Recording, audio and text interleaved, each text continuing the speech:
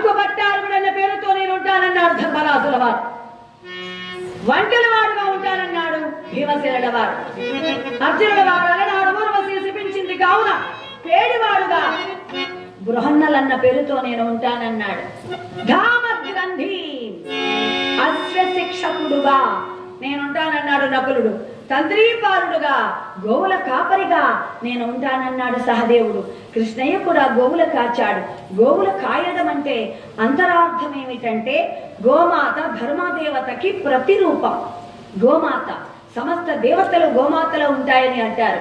అంటే గోవుల కాచాడు కృష్ణయ్య అంటే ధర్మదేవతను సంరక్షణ చేశాడని అంతరార్థం, ధర్మదేవతను కాపాడాడని అర్థం. అందుకని కృష్ణయ్య అంతటి వాడు గోవుల కాచాడు. నేను గోపాలకుడుగా నేను ఉంటాను. అయితే మిగిలింది ద్రౌపది. మగవాళ్ళు ఎంత దూరమైనా తిరగవచ్చు, కానీ ఆడవాళ్ళు బయట తిరగడం అంటే అంత సులభం కాదు. నిందలైనా పడాలి, పేరైనా ఏదో ఒకటి చెడ్డ పేరైనా రావాలి, ఏదో ఒకటి అనుభవించక తప్పదు. ఆడవాళ్ళు బయట తిరగడం అంటే అది ఆషామాషి కూడా కాదు. కాబట్టి బయట వాళ్ళు ఎలా ఉంటారో విరాట నగరంలో ద్రౌపది నువ్వు ఎలా ఉంటావని బాధపడ్డాడు ధర్మరాజుల వారు.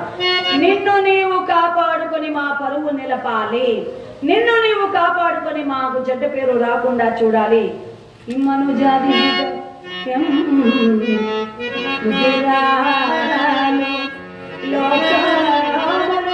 మూడిటాలు గెలవజాలిన పాండవ పత్రి